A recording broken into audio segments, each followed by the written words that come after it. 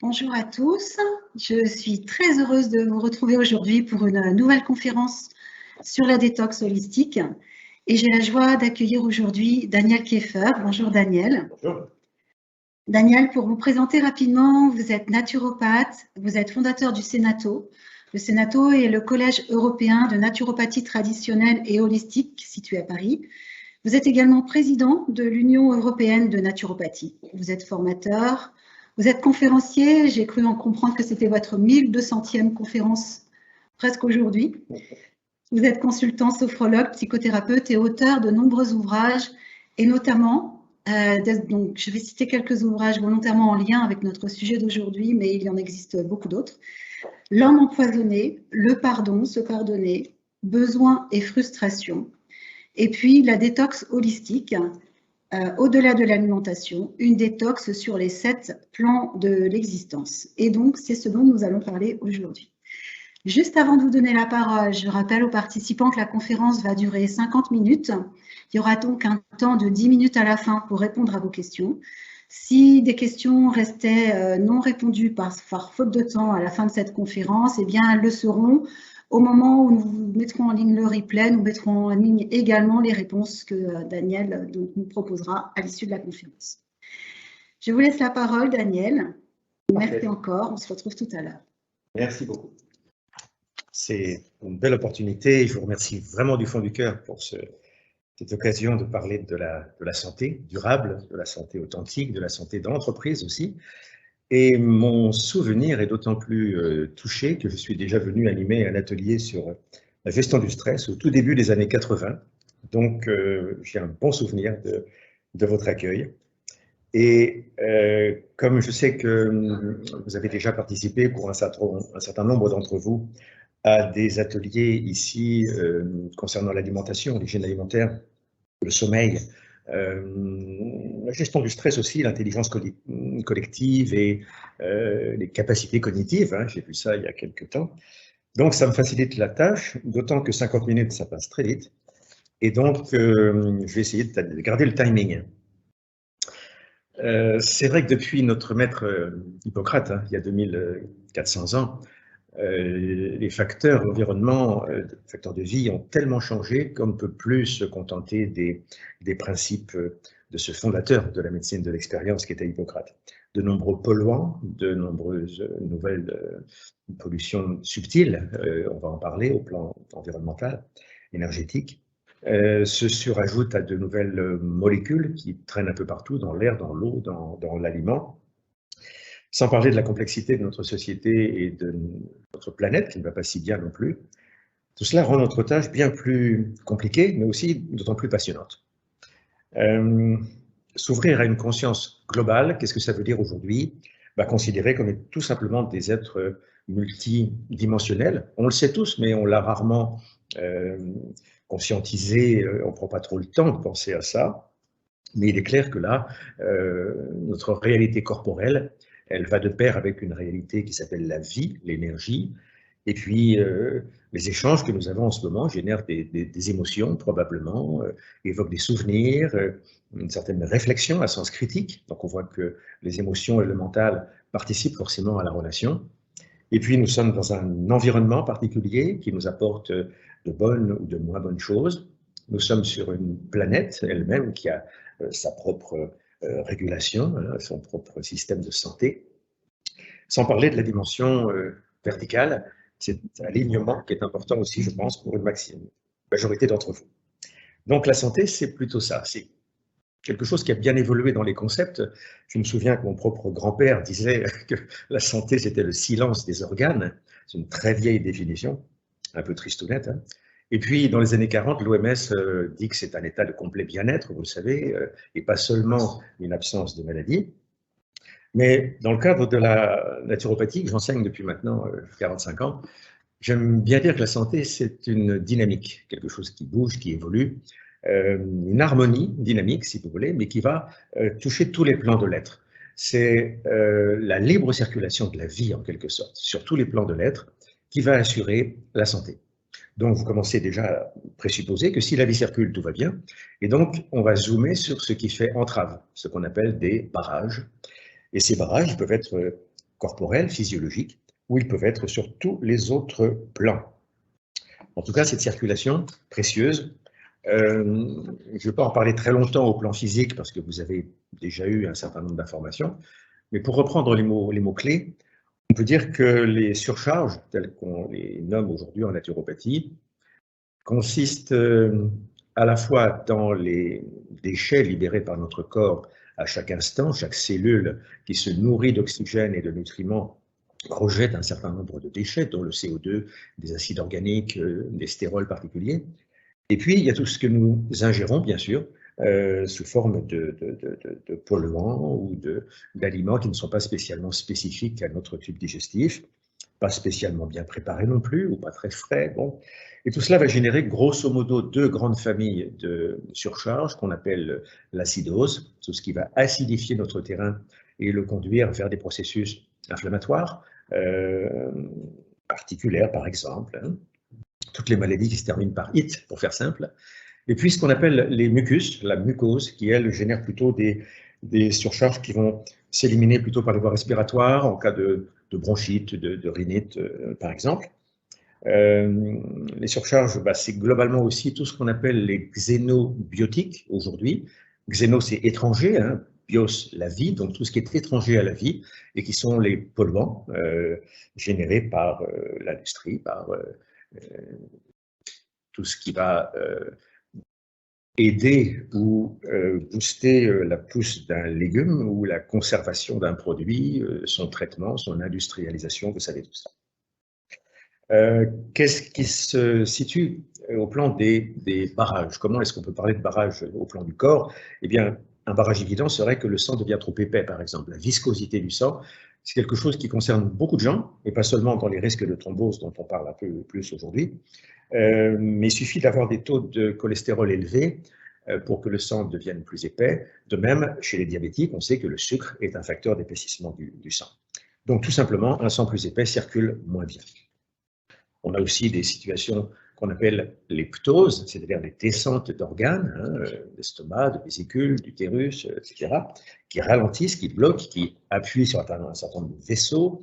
On a tout simplement la sédentarité, qui est véritablement un barrage à la circulation de la vie et au souffle et à la circulation du sang. Les mauvaises postures, les vêtements trop serrés, les sous-vêtements trop serrés. Et puis, chaque fois que nos organes d'élimination, qu'on appelle les émonctoires, sont un petit peu ralentis, eh bien, on imagine bien que les sorties de nos déchets, que ce soit par les voies urinaires, par la peau, par le poumon, par les intestins, sont ralenties. Bon, sur ces fondamentaux, la cure de détox, qui est devenue quasiment à la mode aujourd'hui dans beaucoup de médias, eh bien, elle s'impose. Elle s'impose parce qu'au plan du corps, impossible de refaire de la santé si on n'élimine pas ces indésirables. Et donc, le temps essentiel dans cette cure, c'est bien sûr la diététique, une diététique qui permet d'alléger les apports, de tendre vers une alimentation dite hypotoxique, un peu plus végétale, avec un peu moins de produits animaux, de produits laitiers, un peu moins de sucre industriel, de produits raffinés, etc. Et une fois que cet effort alimentaire est fait, on aide le corps à éliminer, ça s'appelle le drainage, et on va soutenir par des plantes, mais aussi par d'autres méthodes, par exemple le bon fonctionnement du foie, le bon fonctionnement de l'intestin, ou une bonne transpiration. S'ajoute à cela la gestion du stress, qui est indispensable si l'on veut éliminer, parce que l'énergie nerveuse qui est dans notre corps, elle se répartie, si vous voulez, en priorité, le plus souvent, autour de la gestion du stress.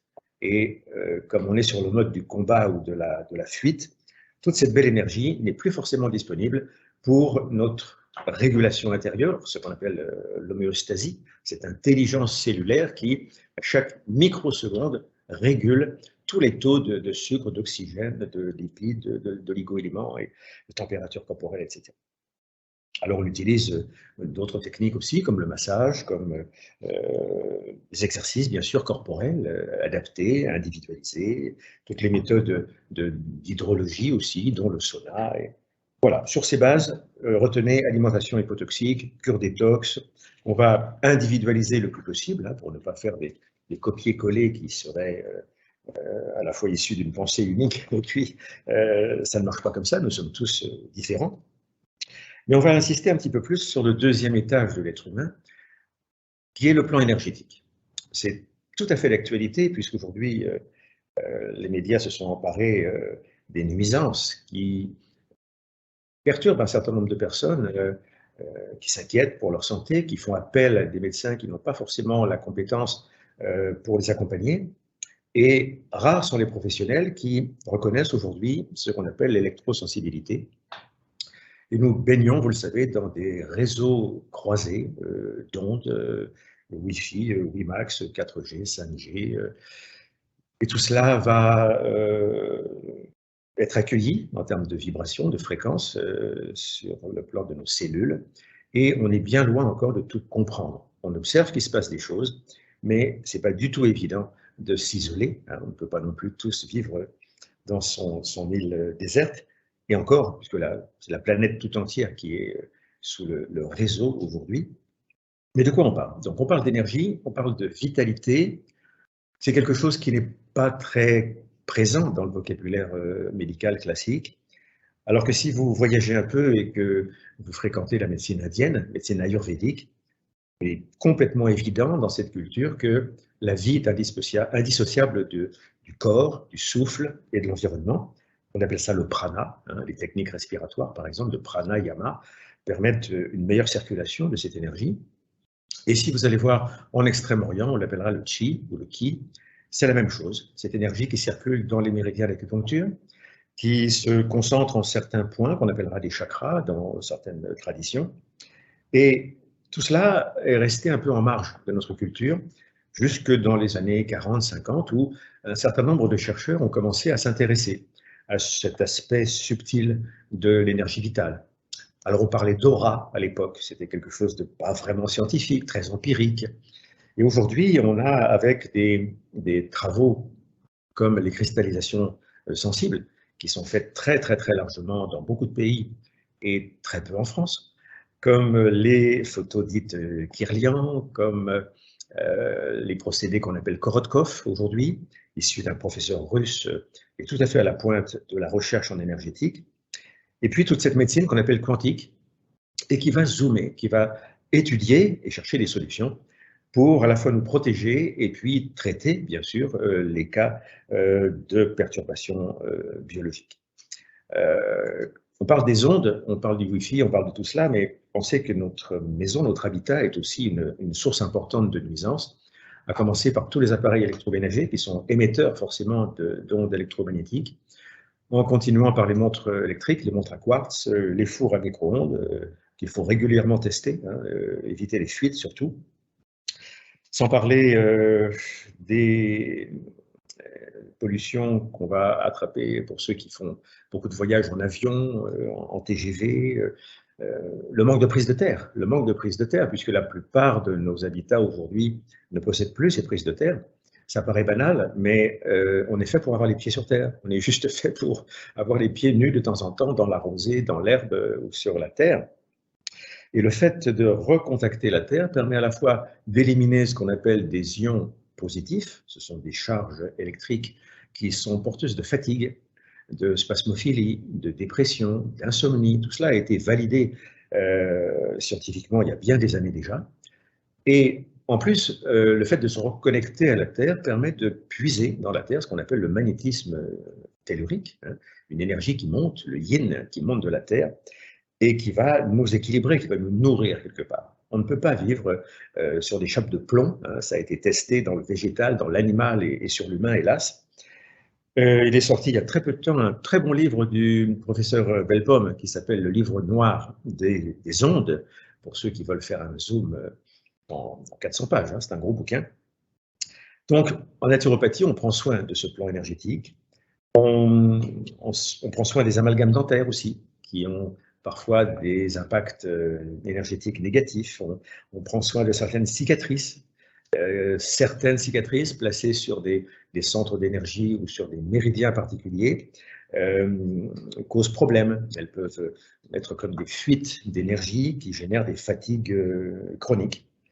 Donc les solutions, globalement, c'est ce qu'on appellera, nous, la cure de revitalisation, qui fera suite le plus souvent à la cure de détox. On ne peut pas passer sa vie en détox.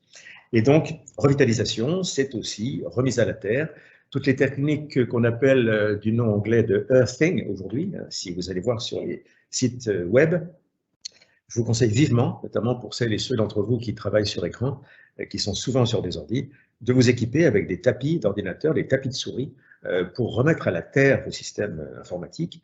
Il y a parfois des bienfaits dans les jours qui suivent, notamment en termes de qualité de sommeil, de tension nerveuse, un certain nombre de troubles chroniques aussi peuvent être nettement améliorés par ces petits systèmes qui ne coûtent pas cher et qu'il faudrait introduire quasiment dans toutes les entreprises. Petit clin d'œil à L'Oréal. Donc, toutes ces formes de magnétisme, toutes ces formes d'énergie, on va les puiser dans l'environnement aussi. Le soleil est notre ami. Je ne vous dis pas de prendre des coups de soleil, on est bien d'accord, mais le soleil est notre source de vie, de lumière, de chaleur. Faire du cheval, par exemple, c'est quelque chose d'excellent en termes de magnétisme, comme le jardinage. Boire une eau de qualité aussi, une eau à la fois pure, mais qui est la qualité vibratoire d'une eau de cascade, d'une eau de torrent.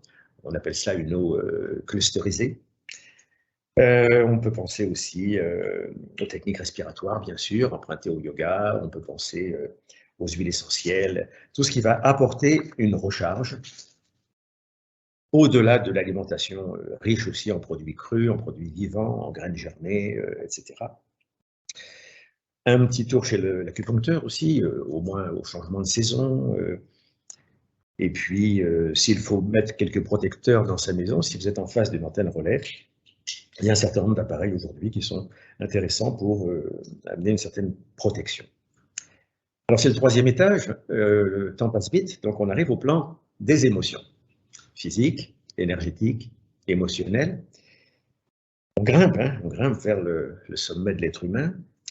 Et à ce troisième étage, on va rencontrer ce que certains appellent le corps du désir, ce qu'en Inde on appelle kama, le corps kamique, qui est en fait une espèce d'enveloppe où l'on pourrait imaginer toutes nos émotions, passées et présentes, stockés dans des réservoirs qui seraient comme des petits émetteurs, récepteurs de colère, de joie, de peine, de chagrin, de peur, etc. En sachant que les deux émotions, je crois, les plus porteuses de pathologie et qui sont très très souvent dans notre culture présente, c'est la frustration et la culpabilité. Ça, si vous cumulez les deux, je crois qu'il est temps de prendre soin de vous et de vous faire accompagner. Parce qu'à côté de ces deux émotions clés, je veux dire, une colère rentrée, c'est moins méchant, la jalousie, c'est moins méchant. Et puis, comment on va gérer les conflits, comment on va gérer les deuils, comment on va gérer toutes ces frictions dans la famille, dans l'entreprise, autour de soi. Il faut comprendre que nous sommes dans des bains environnementaux portés aussi par les médias qui véhiculent, on le sait, beaucoup de peur, beaucoup d'inquiétude. Et si on est perméable sur ce point, si on a une constitution un peu fragile au plan psychologique, en lien probablement avec notre éducation, notre enfance, notre culture, eh bien, on va recevoir l'impact délétère des médias, des informations, bien plus fort que si on était équipé depuis l'enfance dans l'estime de soi, la joie, l'empathie. Alors finalement, il y a trois barrages sur ce plan qui sont importants et que connaissent bien tous les psys. Barrage entre soi et soi. Je ne me connais pas ou je me mésestime, je manque de confiance, je n'arrive pas à me pardonner. Barrage entre soi et les autres, où là on va avoir toute la chaîne des conflits de couple, du harcèlement professionnel, des attachements fusionnels qui sont parfois certes passionnants, mais plutôt immatures en termes de relations dans le couple. Et puis entre soi et la vie, c'est-à-dire les grandes peurs existentielles générées par l'approche de la mort, l'avancée en âge, ou bien la peur d'un tsunami, la peur d'une catastrophe, l'insécurité au niveau, par exemple, de certains virus. Voilà. Et puis les pollutions sur ce plan, vous avez compris qu'elles sont non seulement véhiculées par les médias, qu'ils soient papier ou électroniques, mais ils sont très très largement véhiculés aussi par nos films, nos lectures, nos aliments, je dirais, de loisirs, nos spectacles, qui, si vous les regardez attentivement, à 99,9, sont faits d'émotions qui tournent en boucle autour de la passion, de la jalousie, du je t'aime moi non plus, de la souffrance, de l'abandon, et qui sont quelque part des modèles névrotiques auxquels nous allons nous identifier très facilement, et proportionnellement, bien sûr, à notre caractère et à notre propre culture. Donc, il n'est pas facile d'envisager une cure de détox, parce que là, il faut trouver les émonctoires, il n'y a pas des plantes hein, pour éliminer ça non plus aussi facilement. Et quand on est accro à des séries télé un peu fleur bleue ou un peu violentes, ou plus carrément sexuelles, il est évident qu'on ne va pas envisager un sevrage facilement. Donc, avec un accompagnement professionnel, qui peut être un psychothérapeute, un sophrologue, un naturopathe, il faut imaginer une détox progressive de nos propres attachements à tel ou tel désir, à telle ou telle émotion. Ce n'est pas l'émotion en soi qui pose problème, c'est l'attachement à l'émotion et les petits manèges qui tournent en permanence dans des boucles répétitives, des boucles comportementales, d'échecs, de jalousie, de victimisation par exemple. Et là, heureusement, oui, la sophrologie peut répondre. Le yoga nidra également, qui est moins connu, mais qui est une très belle approche ayurvédique de la psychologie.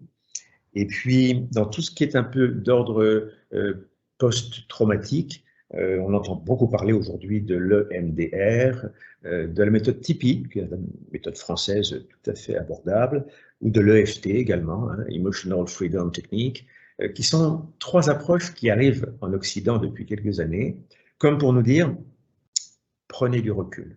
Et ce sont des techniques de distanciation qui nous permettent de ne pas nous laisser piéger, manger, dévorer par les émotions qui sont du côté du plexus solaire ou du cœur, hein, et monter en quelque sorte entre les sourcils, nous positionner comme un observateur. En Orient, on parle du témoin intérieur, on parle de cet observateur bienveillant qui a pris de la distance. Tenir son journal intime, c'est également un excellent moyen de décharger régulièrement ses émotions, hein, un petit côté émonctoriel. Le théâtre, pourquoi pas, et puis toutes les thérapies qu'on va appeler cathartiques, hein, si nécessaire, on va aller taper sur un coussin, pourquoi pas, ou aller couper du bois. Et puis, c'est bien beau de faire de la détox, mais pensez aussi aux émotions santé. Hein. Vous savez, la nature a horreur du vide. Si on combat une jalousie ou telle souffrance, il faut vite remplacer ça par quelque chose de solide. Alors, c'est quoi les émotions santé? J'étais ravi d'apprendre déjà que c'était introduire aujourd'hui dans les cursus de médecins psychiatres. Hein. Donc, il y a toute une nouvelle psychologie positive qui arrive aujourd'hui en France. L'émotion santé, c'est bien sûr l'amour, avec un grand A. Mais l'amour a plein de filles. C'est la joie inconditionnelle, c'est le pardon pour soi et pour les autres, c'est l'estime de soi, qui n'est pas de l'orgueil, mais plutôt du respect. L'émerveillement, j'aime bien cette qualité-là. La gratitude, indispensable, savoir remercier la vie. L'empathie, voilà des émotions santé. L'étage suivant, quatrième étage, c'est l'étage mental. On le confond souvent avec l'émotionnel parce que les deux sont partenaires. Et vous savez que quand une émotion vous traverse, instantanément, le mental met un commentaire. Et inversement, si vous vous concentrez intellectuellement sur un souvenir, l'émotion revient. Les deux se tiennent la main, et c'est vrai que c'est comme un couple capable du pire comme du meilleur. Le mental, c'est le masculin, si vous voulez, le yang. L'émotionnel, c'est plutôt le cœur, le féminin, le yin. Et quand les deux se mettent à faire un enfant, eh bien, l'enfant, c'est notre comportement. C'est notre passage à l'acte. C'est notre capacité volitive. Hein. Je veux, je peux. Et tout ça naît d'un certain désir et d'une certaine conscience. Oui, mais est-ce que ce passage à l'acte va me servir moi et va servir les autres? Est-ce qu'il sera bon pour moi et pour les autres? C'est un critère fondamental, ça, pour être juste. Donc le mental, dont on est très fier, parce que c'est le sommet de l'aventure humaine hein, en termes de construction. En Inde, on l'appelle manas. Et c'est amusant cette étymologie. Hein. Manas, ça a donné le mot man quand même, hein, étymologie indo-européenne. qu'on va retrouver en allemand, en hébreu, en anglais, pour dire homme, et ça veut dire le penseur. Donc, la racine profonde de l'être humain, c'est que nous sommes des pensants, des homo sapiens sapiens, comme on dit, et tout fier de ce sommet de la pyramide humaine, on peut parfois se contenter d'un ego très bien construit, et tout ça peut tourner en rond, mais avec quelle conscience? Avec quel qualitatif et pas seulement quantitatif dans la tête? On peut parler des pensées qui tournent en boucle, hein, les ruminations qui sont fréquentes chez certaines personnes, de caractère plus obsessionnel. On peut penser aux pensées clairement négatives qui parfois vous obsèdent au point de saboter tel ou tel projet. On peut penser au doute quand il devient systématique. Autant le doute est intéressant dans le raisonnement scientifique, hein, pour sous-peser les choses. Mais quand le doute devient votre maître, il n'y a plus d'action possible. Le doute est porteur d'inhibition de l'action. Et puis, on pourrait même parler des parasitages, hein, un peu comme des stations de radio sur un transistor. Vous savez, quand on cherche une station en modulation de fréquence, et puis à côté, il y a RTL. Voilà. Et RTL a une bande passante tellement puissante que de temps en temps, on entend RTL même quand on est sur France Musique ou sur des radios encore plus libres, comme on les appelle. Hein. C'est pas simple. Et puis le mental, il souffre quand même de quelque chose dont on n'ose pas souvent parler, c'est l'ignorance. Pour nos amis bouddhistes, c'est quand même le premier poison. Vous voyez, la première entrave au bonheur et à la liberté, et même à la santé, c'est l'ignorance. C'est quoi l'ignorance? L'ignorance, c'est tout ce qui va nourrir de fausses croyances, des croyances erronées. Et ces croyances erronées génèrent de la confusion, génèrent un manque de discernement. Et donc, il est très difficile. Certains philosophes disent qu'il faut une vie pour avoir une idée à soi. Et je vous invite à faire un tri sur votre journal intime et de poser les mots-clés, tout simplement, que vous avez entendus dans votre enfance et dans votre adolescence à propos de toutes les grandes thématiques de la vie. Et vous allez voir que ces petites phrases, elles reviennent très facilement. Vous allez entendre parler papa, maman, le grand-père ou monsieur le curé peut-être, hein, et vous allez faire des listes. Vous allez noter tous les mots qui viennent dans le cadre, par exemple, du couple. Tout ce que vous avez entendu sur le mariage, sur les hommes ou sur les femmes. Tout ce que vous avez entendu sur l'argent, sur la vie et la mort, sur le bon Dieu, pourquoi pas, sur la santé aussi, sur le travail. Et vous allez voir que la liste, elle est longue. Et finalement, comme disait Lacan, vous allez voir que nous sommes parlés par nos parents, nous sommes parlés par notre contexte familial et également, bien sûr, par le contexte socio-culturel. Tous ces credos, il faut les observer à la loupe, au moins pour faire un tri serein. Être lucide, c'est ça, vous voyez, lux, la lucidité, c'est faire de la lumière sur un sujet. Et quand on a compris quelque chose, d'ailleurs, on dit c'est clair, c'est lumineux, je vois. Il faut éclairer ce mental, il faut avoir le courage de rendre à nos parents ce qui ne nous appartient pas. Ça peut se faire symboliquement, ça peut se faire en vrai si l'opportunité est là. Hein. Et même quand vos croyances sont positives, dites-vous, d'accord, j'ai reçu ça de telle personne et je le garde parce que c'est bon pour moi. Et ça me fait grandir et ça m'est utile. On ne va pas tout mettre à la poubelle, bien sûr. Mais regardez sur un écran tactile, comme c'est facile de faire glisser un dossier vers la poubelle. Essayez de faire pareil avec ce qui est dans votre tête. Tout cela pourrait nous faire penser à une cure de détox mentale, et l'exercice que je viens de vous proposer en fait partie.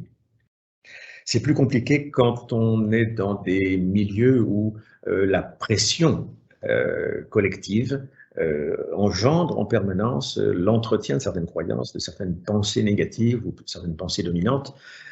Ça peut être le cas dans des familles nombreuses et très unies, ça peut être le cas dans des groupes qu'on pourrait appeler des syndicats ou des associations, hein, peu importe. Au pire, ça sera le modèle des sectes, hein, où la pensée unique devient tellement répétitive et tellement adroitement injectée dans nos consciences qu'on va y perdre le discernement, bien sûr. Et donc, c'est pas simple d'apprendre à penser. C'est pas simple de développer du discernement, et pourtant, c'est probablement la clé essentielle de tout ce que je vais vous dire aujourd'hui. Alors, qu'est-ce qu'on peut utiliser? Toutes les thérapies qu'on appelle cognitives et comportementales, à court terme, parce qu'elles vont apporter un bien-être rapide, certaines formes de sophrologie, de pensée positive, de respiration, etc. On ne va pas travailler la cause, mais au moins on va apporter un bien-être rapide. On a également toutes les approches de relaxation qui ont été mises en place par Schultz, par Jacobson, par la sophrologie. On a la programmation neurolinguistique, la PNL, qui est très à la mode en entreprise depuis bien des années et qui permet aussi de faire un choix en adulte hein, de nos croyances et de nos schémas comportementaux. On a l'analyse transactionnelle, qui elle aussi est bien introduite souvent en entreprise, pas trop décoiffante, c'est souvent quelque chose que je conseille pour commencer à travailler sur soi. Et puis comme le mental a besoin d'être nourri, eh bien, prenez le temps de lire, prenez le temps d'une culture librement choisie, librement orientée, une pensée lumineuse qui va ouvrir, j'imagine, un petit chemin vers la sagesse. La sagesse, c'est le meilleur que notre mental puisse accueillir, souvent par le mode intuitif, hein, le canal de l'intuition, mais aussi par la rencontre avec tel sage, avec telle école de pensée, telle philosophie, tel bouquin. En tout cas, c'est un plan qui est probablement très rebelle au changement, probablement aussi à cause de son intime liaison avec l'émotionnel. Et ce couple dont je parlais tout à l'heure a tout à perdre dans cette aventure.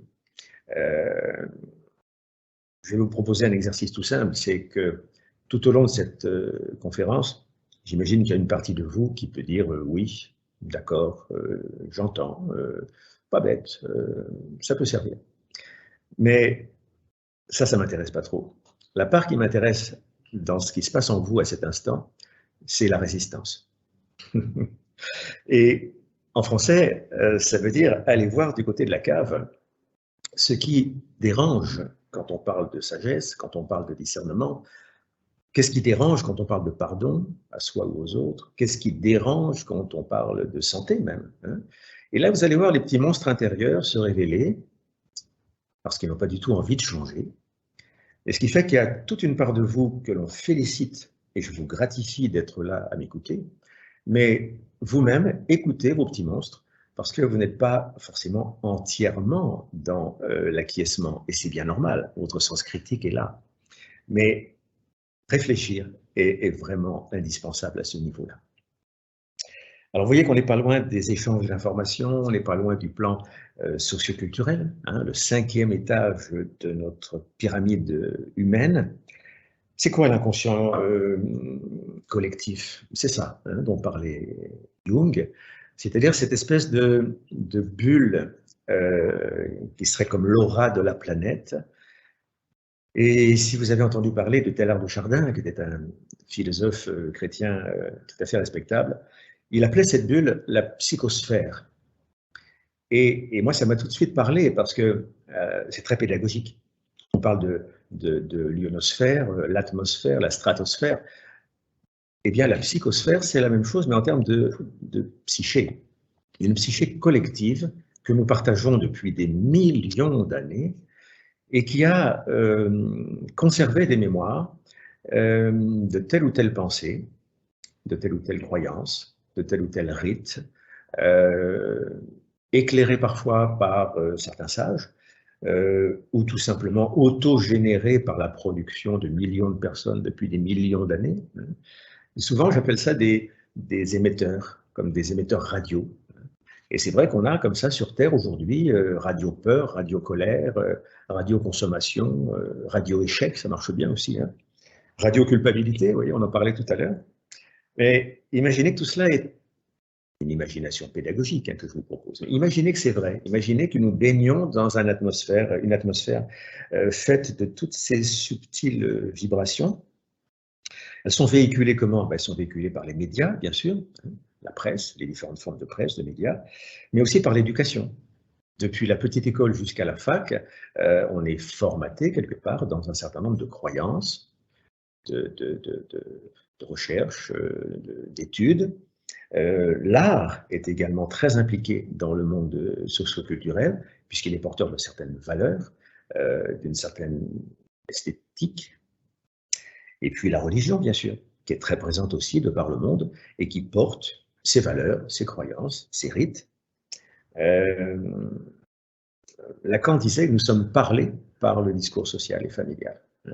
Être parlé par, c'est un peu ça aussi, c'est perdre son identité profonde et se laisser prendre quelque part, même si c'est passionnant, se laisser prendre par une pensée collective. Bon, 2-3 exemples très vite, puisque le temps passe, mais le péché originel est une croyance sur laquelle ce serait bien de réfléchir. Le freudisme est quand même une secte qui a merveilleusement bien réussi, basée sur la croyance d'un homme, sur l'expérience d'un homme qui lui-même n'a pas été psychanalysé et qui était loin d'être au clair avec sa maman. Mais bon, je ne vais pas régler les comptes avec Sigmund. Et puis, nous sommes dans une culture occidentale particulièrement scientiste, cerveau gauche, comme on dit, matérialiste, avec tous les bénéfices que l'on peut en retirer en termes de progrès, en termes de confort, d'une certaine sécurité, mais qui peut aussi fermer la porte à une certaine verticalité, à une certaine quête de sens spirituel, dont on va parler juste après. Donc, c'est pas simple de se libérer du connu, comme disait Krishnamurti, c'est plutôt une invitation à désapprendre que je vous propose là, en développant en parallèle une créativité. Osez devenir l'artiste de sa vie, même si vous n'êtes pas musicien, sculpteur ou peintre, votre vie mérite votre présence créative. Pensez à tout ce qui peut se faire en groupe également et qui est très important pour contrebalancer peut-être les parts d'ombre qui sont dans l'inconscient collectif des assos humanitaires, bien sûr, des assos qui vont développer le sens du partage, de l'empathie, de la collaboration. Il y avait dans mes vieilles lectures un livre d'Alice Bellet qui est toujours d'actualité, qui s'appelle « L'éducation dans le nouvel âge ». Je vous garantis que c'est une œuvre pas forcément facile à lire, mais qui nous donne des outils de réflexion remarquables. Et puis enfin, pensez que les réseaux sociaux, le web, nous donnent aujourd'hui une opportunité de travailler en groupe plus que jamais. C'est important de penser que nous sommes à la fois des êtres capables de gagner leur indépendance, leur adulte. Un adulte, pour moi, c'est quelqu'un de libre, responsable, créatif, autonome et collaboratif. Mais les énergies qu'on appelle aujourd'hui les énergies du Verseau, qui sont au plan astrologique et au plan astronomique une réalité incontournable, fait que voilà, tous les 2000 ans à peu près, on change de fréquence. Et là, dans ces énergies nouvelles que j'évoque très rapidement, l'énergie de groupe est fondamentale. Ça veut dire que tout ce qui se passe aujourd'hui au niveau de la planète, en termes de drames, de pollution, de crise sanitaire et ou économique, nous invite à penser en groupe, nous invite à prendre un recul et à dire « nous ». Vous voyez la transition qui arrive pour le dernier étage, l'avant-dernier étage, qui est le plan planétaire ou environnemental, elle est toute faite. C'est-à-dire que quand on tire la sonnette d'alarme, je pense à des précurseurs comme Théodore Monod, je pense à Jean-Marie Pelt, je pense à Mathieu Ricard, je pense à Arthur Bertrand, je pense à Greta Thunberg. Quand vous prenez ces personnes, qu'est-ce qu'elles nous disent? Elles nous disent qu'il est urgent de dire « nous » et d'arrêter de dire « je » en tirant la couverture à nous. Dire « nous », c'est une pensée collective qui nous amène à une conscience notamment environnementale, planétaire, responsable, qui faisait sourire dans les années 60. J'ai connu les premiers écolos, les premiers verts, qui n'étaient pas vraiment pris au sérieux, alors qu'aujourd'hui, tout le monde parle, quels que soient les partis politiques, de l'urgence à prendre soin de la planète, prendre soin de l'environnement, limiter les dégâts. Et concrètement, qu'est-ce qu'on peut faire nous à notre petite échelle? Parce que ça paraît tellement difficile d'agir face à des grandes pollutions qui impliquent l'industrie du monde. Bah, vous avez le pouvoir du boycott. Et le boycott, c'est un pouvoir considérablement important pour tous les citoyens. Vous avez le pouvoir de choisir différemment. Ça s'appelle devenir un consommateur, si vous voulez. Et puis, vous avez l'écologie personnelle, l'écologie même dans l'entreprise, qui, bien évidemment, met de la cohérence et, je dirais, de la congruence, un mot qui n'est pas assez connu, hein, mais être congruent, c'est être en accord entre ce que l'on pense, ce que l'on dit et ce que l'on fait. Ça permet de se regarder dans la glace le soir. Alors, il me reste quelques minutes pour parler de cette verticalité, de ce 7e plan spirituel. Peut-être déjà dire ce qu'il n'est pas, hein, qu'il n'y ait pas de confusion, puisque le mot est quasiment tabou aujourd'hui. Il n'a rien à voir avec une fuite dans une croyance. Il n'a rien à voir même avec une croyance, parce que c'est plus une expérience qu'une croyance. Il n'a rien à voir non plus avec le monde de la religion, ou de la mystique, ou de l'ésotérisme.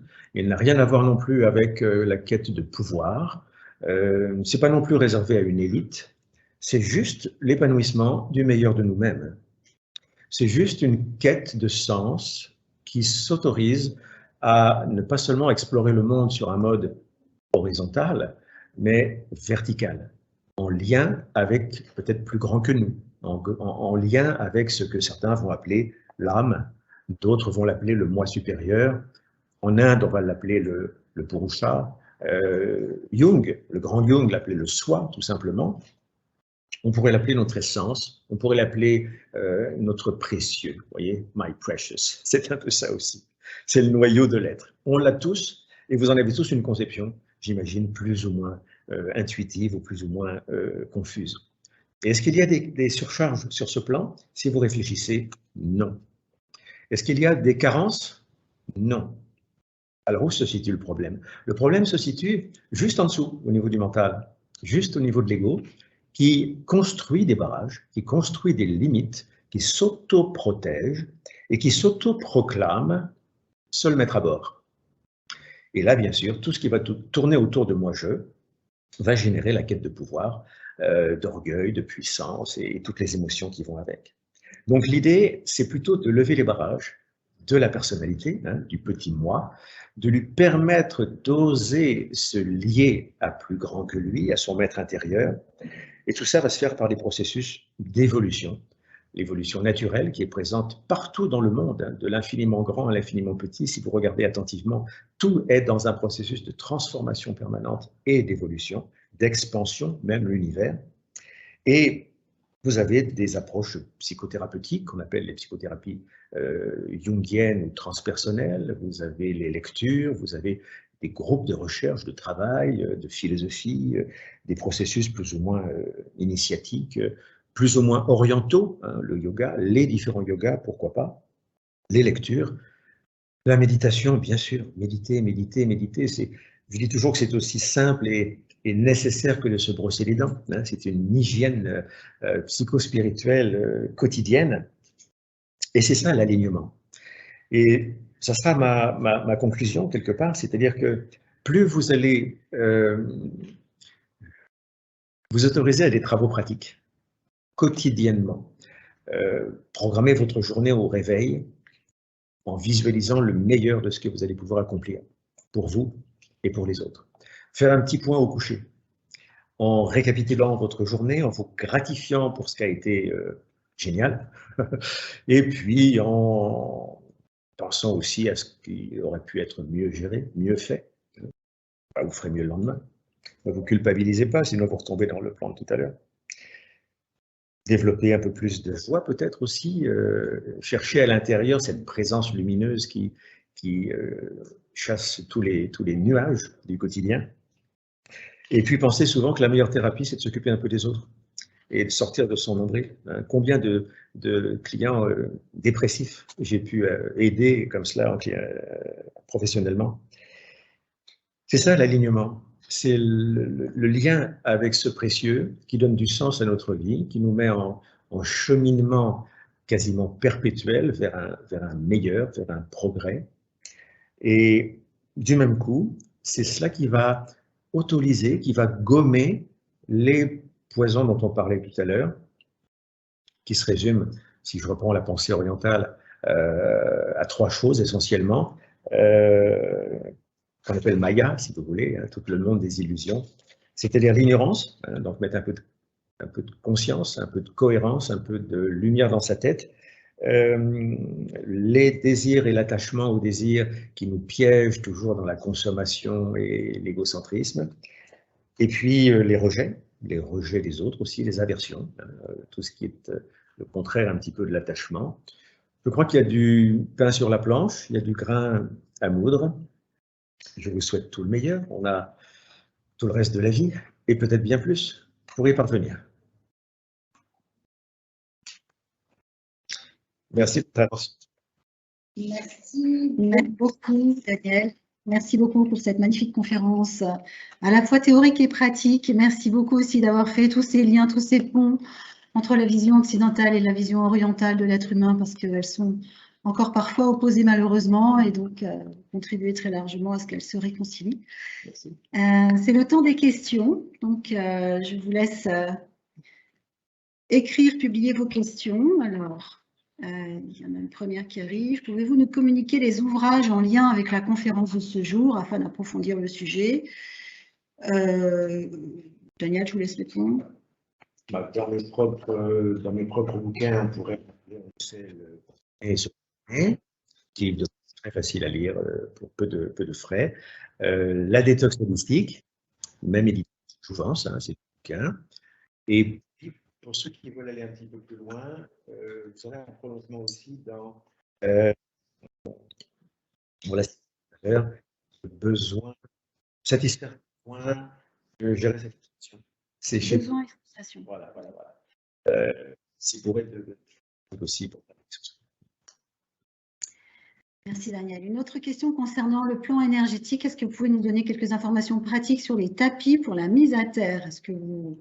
Alors, on nous demande des marques. Bon, nous, on ne va pas faire la promotion de marques, mais simplement peut-être où est-ce qu'on peut trouver ces outils? Vous tapez Earthing, E-A-R-T-H-I-N-G, et vous avez tout ça en ligne. Il y a un seul producteur pour la France, c'est facile. Il n'y a même pas de concurrence de marque.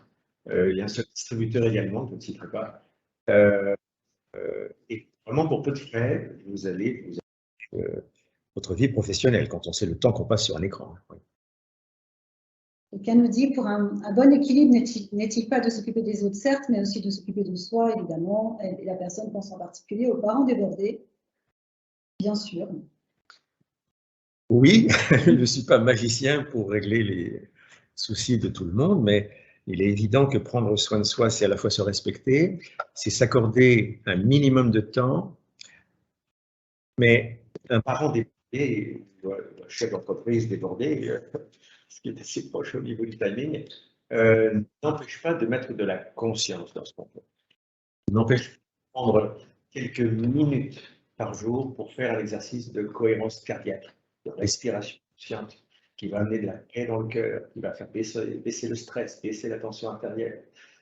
Ça n'empêche personne de profiter des heures de métro, de bus ou de taxi ou de voiture, je ne sais pas, matin et soir, pour se recentrer, s'aligner, retrouver ce sourire du cœur qui est extrêmement précieux également.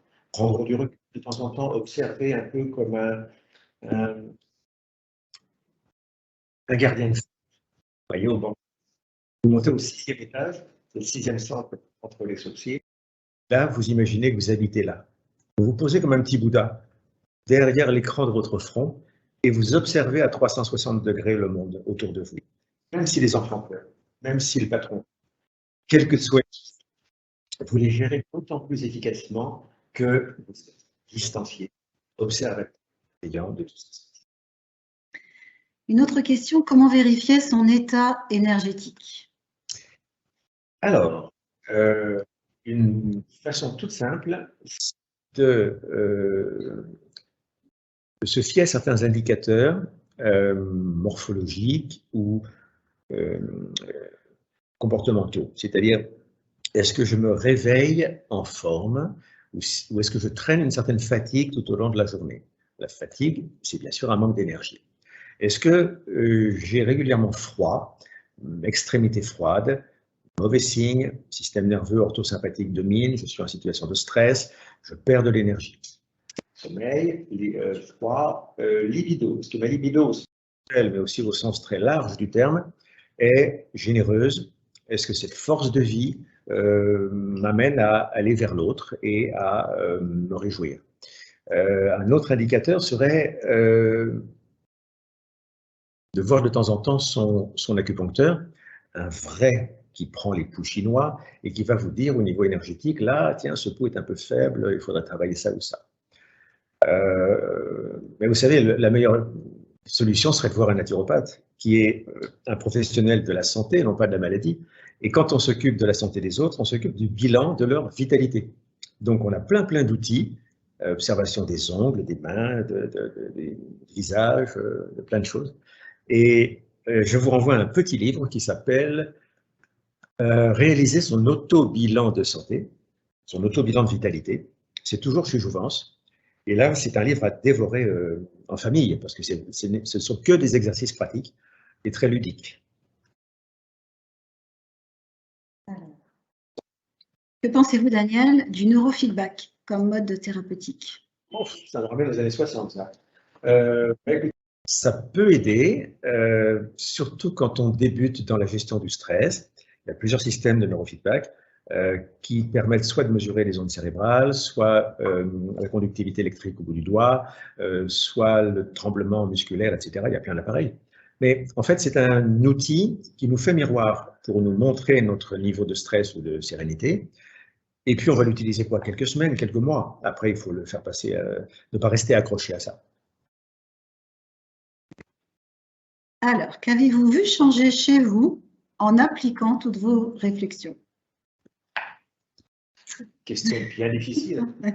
Je suis tombé dedans tout petit, donc il faudrait que je me souvienne d'avant. J'ai eu le bonheur d'arriver dans une famille pleine d'amour, avec un jardin, des chats, des amis, et je me suis même vraiment jamais posé la question. C'était une évidence pour moi, et très tôt, j'ai été l'épaule sur laquelle se posaient les amis, ou l'oreille qui recueillait leurs souffrances. Donc voilà, je pense que j'étais thérapeute depuis toujours et que l'histoire n'est pas finie. Moi, ce qui me donne du sens, ce qui me réjouit, c'est à la fois de participer de mon mieux au bien-être, à la santé, à l'éveil des consciences de mes patients, de mes clients, de mes élèves, de mes amis. Ma famille, c'est plus dur. On est souvent cordonnier mal chaussé, comme on dit. Mais ouais, c'est par là que ça se passe. Dès lors que vous écoutez un peu plus votre âme, la différence, elle est là. C'est que on n'a plus le choix. Et puis, on ne peut même pas faire marche arrière. Deux questions qui arrivent sur l'hypnose. Que pensez-vous de l'hypnothérapie pour résoudre nos soucis du quotidien ou nos problèmes familiaux? Alors, l'hypnose fait partie des TCC, du cognitif et comportemental, qui permettent de gommer assez rapidement pas mal de symptômes, et notamment les soucis de sommeil, les soucis d'addiction, prendre du recul par rapport à certaines douleurs chroniques, certaines phobies. Alors, il faut bien distinguer l'hypnose à l'ancienne, hein, inductive, dormez je le veux, que je déconseille assez vivement, pour plein de raisons qu'on n'aura pas le temps de développer, mais qui sont des raisons plutôt énergétiques et subtiles, ne pas rentrer sous la dépendance de qui que ce soit. Par contre, heureusement, on pratique beaucoup plus aujourd'hui l'hypnose dite douce ou ericksonienne, dans laquelle il n'y a pas de prise de pouvoir d'un thérapeute sur un patient, et on est plutôt dans un accompagnement des ressources, un accompagnement de tous les potentiels humains. Et là, je dis oui, dans un premier temps, hein, mais ne pas rester non plus accro à son hypnotiseur comme s'il devenait votre maître à penser. Il ne peut qu'accompagner votre propre progrès et votre propre autonomie. Comment trouver un bon acupuncteur? Le bouche à oreille. Demander avant de prendre le pouls, enfin, avant de prendre le rendez-vous, s'il prend les pouls chinois. Parce qu'un acupuncteur qui ne prend même plus les pouls aujourd'hui, c'est plutôt un aiguillothérapeute, quelqu'un qui va vous piquer selon les symptômes, mais il ne parlera pas vraiment de votre énergie. Alors, une question, comment peut-on intervenir sur les cicatrices qui bloquent la circulation d'énergie? Alors, on peut répondre à deux niveaux. Je parle à la personne qui a posé la question. Ça peut être les cicatrices physiques, mais ça peut être les cicatrices énergétiques de l'âme, au niveau de l'âme. Donc, 2 niveaux de réponse peut-être? Oui, on parle de cicatrices. Ce sont des blessures corporelles ou chirurgicales.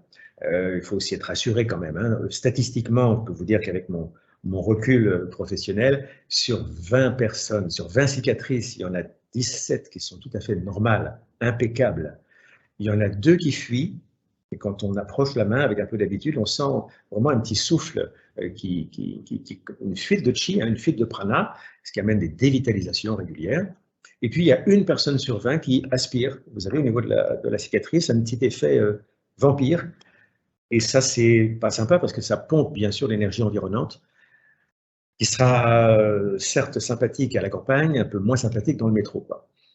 Donc, les soins à ce niveau-là sont réalisés par des professionnels de l'énergétique, naturopathes ou non, magnétiseurs souvent, guérisseurs de campagne parfois, le bouche à oreille souvent. À quoi s'applique l'EMDR? Essentiellement, une thérapie pour accompagner les soucis post-traumatiques. Pas seulement la guerre du Vietnam, hein, ou la guerre du Golfe, mais bien sûr nos guerres personnelles, nos guerres intestines, familiales, professionnelles, nos deuils, nos ruptures, nos blessures difficiles à digérer. Le MDR permet de prendre un recul particulier, d'harmoniser les hémisphères cérébraux droite et gauche par des balancements des yeux. Une technique qui est bien éprouvée aujourd'hui, même si on ne comprend pas tout encore, hein. On pose des hypothèses en termes de neurosciences. Mais en tout cas, ça marche vraiment chez beaucoup de gens et à court terme, très efficace. Et la même question sur l'EFT. L'EFT, c'est presque la même chose et encore moins pourquoi, puisqu'il s'agit de tapoter certains points du corps, des zones réflexes d'acupuncture, tout en formulant certaines choses très positives avec l'aide de son thérapeute. Il y a même des tutoriels en ligne maintenant qui ouvrent d'une façon, je dirais, un peu sauvage, l'utilisation de l'EFT. Je suis toujours très prudent sur ces approches de vulgarisation, mais bon, je dirais que le MDR a un recul un petit peu plus scientifique, et l'EFT est encore un petit peu plus énergétique et empirique. Que pensez-vous de la kinésiologie? Faire appel au corps que l'on intige est toujours une exception. L'instinct, c'est la vérité qui monte de nos cellules, comme l'intuition, et la vérité qui descend de notre âme. Là, vous avez une méditation déjà. Ça vient de vivre les deux, entre l'instinct et l'intuition. Donc, la kinésiologie parle à l'instinct, elle permet de révéler l'instinct au travers de tests musculaires, où on interroge le corps qui va dire oui avec une certaine résistance musculaire, ou non avec une certaine faiblesse musculaire. En tant qu'outil, c'est remarquablement pertinent. Ça a été mis au point par des chiropracteurs il y a maintenant plus de 50 ans. Ça s'appelait le Touch for Health à l'origine. Après, est-ce que tous les thérapeutes sont compétents et éthiques? Ça, je ne peux pas le garantir. Le souci, c'est qu'on peut tricher un petit peu. Et ce n'est pas pour rien si nos décideurs aujourd'hui ont mis cette technique dans leur collimateur comme étant un possible outil de manipulation mentale. Et c'est vrai qu'on pourrait en dire autant de beaucoup d'outils où l'éthique, l'alignement du thérapeute est vraiment indispensable. Sinon, il y a un glissement possible vers le pouvoir d'une personne sur une autre et c'est toujours déplorable. Est-ce que vous pourriez nous donner 2 outils pratiques pour gérer l'hypersensibilité? Hypersensibilité qui pourrait être un sujet d'une conférence l'année prochaine, d'ailleurs. Hypersensibilité électromagnétique ou émotionnelle? C'est vraiment différent, alors je ne sais pas. On va dire émotionnelle. Ah, émotionnelle. Ah là, j'aimerais bien vous parler 2 heures de ça, oui. Les émotions ne sont pas toujours nos amis, mais les émotions sont nos partenaires quotidiens de comportement, et ça remonte loin dans l'histoire humaine. Ça remonte même à une époque que les légendes appelaient l'époque atlantéenne, l'époque des Atlantes, jusqu'au déluge. Une très très vieille histoire. Et si on considère en 2 mots que l'être humain est à l'école sur Terre, une école d'amour, une école de fraternité tout simplement, eh bien on n'est pas dans les grandes classes tout de suite. Et ça veut dire qu'à cette époque, pendant des millions d'années, on a eu besoin tout d'abord de développer la conscience des 5 sens, devenir un corps, et puis devenir une émotion. Grande étape importante, on a appris à vivre ensemble et il a fallu faire l'expérience de toute la gamme des émotions humaines. Et puis, aujourd'hui, les choses changent et on est appelé à se mentaliser. On est appelé à prendre du recul, à intellectualiser, à réfléchir. Et puis plus tard, on apprendra à vivre en groupe d'une façon beaucoup plus pacifiste et on ne sera pas loin de la fin, on sera à l'agrégation un petit peu sur Terre. Et là, on a encore beaucoup de rebelles, on a encore beaucoup de cancres. Et puis comme tous les profs ne sont pas non plus très bien formés, vous voyez que l'humanité patauge un petit peu au stade émotionnel. Alors, on est tellement attaché à nos propres désirs, on est tellement attaché à nos propres souffrances, que ça mérite une auto-analyse. Qu'est-ce qui en moi a un intérêt caché, un bénéfice secondaire à être triste, à être jaloux, à être en colère, à être en échec, à être abandonné, et même, je suis un peu provocateur, à être malade. Si déjà vous prenez le temps de bien réfléchir à cela, pas facile tout seul, hein, ça demande souvent de l'aide objective, eh bien, on va se rendre compte que l'aventure, elle est tordue et que nous avons des intérêts assez pervers, finalement, dans les blocages, les barrages que nous posons nous-mêmes pour ne pas accéder au bonheur. Est-ce que nous sommes prêts pour le bonheur? Certains Tibétains disent, est-ce qu'on a assez souffert? Avez-vous assez souffert pour être heureux? Pouvez-vous vous autoriser à être heureux? L'hypersensibilité, je vous dirais qu'il y a 2 temps pour faire très très simple. Une détox, c'est ce que les anciens appelaient la catharsis, et on va se faire accompagner par un thérapeute psycho-émotionnel, par exemple, qui va aider à ouvrir notre cœur, notre corps aussi, à ses mémoires émotionnelles. On va faire un peu le ménage, on va vider les poubelles. Et puis, dans un deuxième temps, cultiver les émotions santé, celles que j'ai nommées tout à l'heure, et en même temps se positionner au niveau du témoin bienveillant, ce qui est la seule solution efficace pour prendre du recul. Je vous garantis que ça prend un TP tout simple. Vous faites tomber un pot de fleurs sur votre pied. Il y a 2 options. L'option réflexe, je suis dans mon pied, je suis ma douleur. Je pleure, je crie, j'ai mal, mon pied devient rouge, je panique. Oui, mais je peux aussi instantanément me placer là et regarder ce pied qui n'est pas moi, qui rougit. Et puis, au mieux, je m'aperçois que dans le cœur, il y a un sourire intérieur qui est déjà là et qui n'attend juste que d'être cueilli.